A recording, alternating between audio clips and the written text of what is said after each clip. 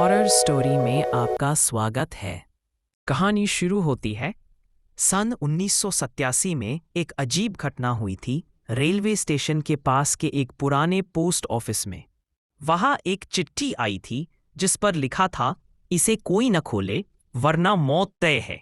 कर्मचारी डर गए और उस चिट्ठी को बंद एक लोहे की अलमारी में रख दिया गया जो अब तक सील है। लेकिन आज 38 साल बाद उस पोस्ट ऑफिस में एक नई लड़की आई, नेहा।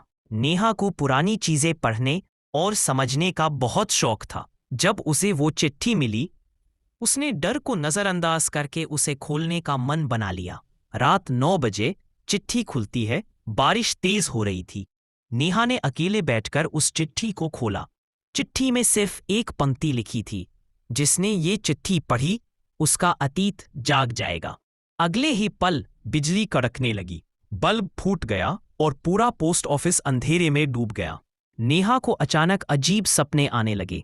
सपनों में एक आदमी दिखाई देता, जले हुए चेहरे वाला, लंबा कद, फटी वर्दी में। उसने कहा, मैं हर उस इंसान के पास आता हूं जिसने वो चिट्ठी खोली। अब तेरा नंबर है। नेहा की तबीयत बिगड़ने लगी। नींद में चलते हुए वो रेलवे ट्रैक तक पहुंच गई। अगली सुबह उसे वहां बेहोश पाया गया।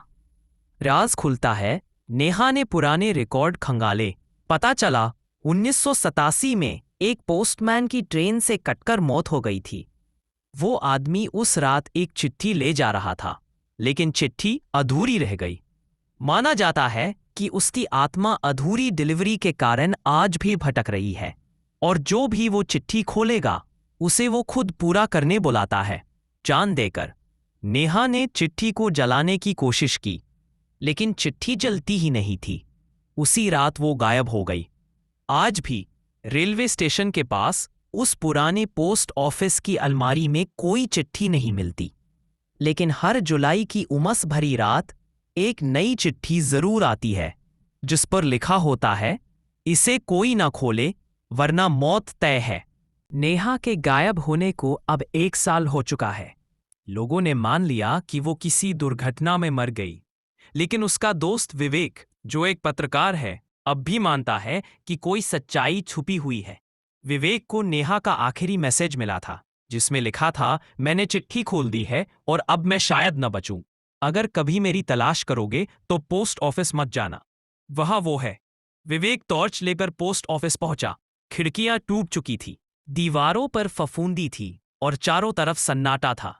लेकिन अंदर घुसते ही उसे वही चिट्ठी दिखी, मेज पर रखी। हैरानी की बात, अलमारी सील थी, लेकिन चिट्ठी बाहर कैसे आई? विवेक ने कांपते हाथों से चिट्ठी खोली।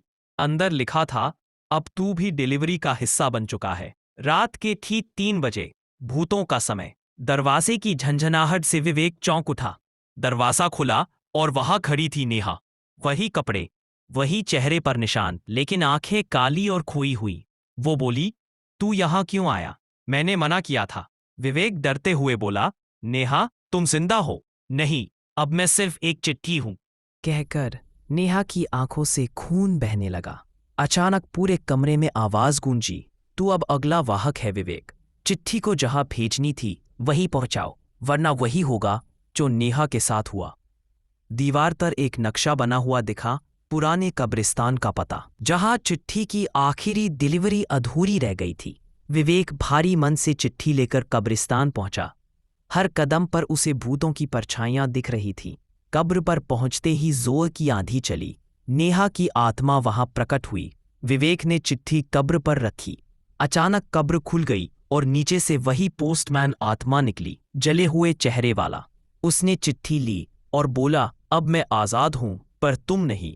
सुबह गांव वाले कब्रिस्तान आए तो देखा कब्र पर एक नई चिट्ठी रखी थी, इसे कोई ना खोले वरना मौत तय है। और नीचे लिखा था, विवेक, पत्रकार, 1994 से 2024।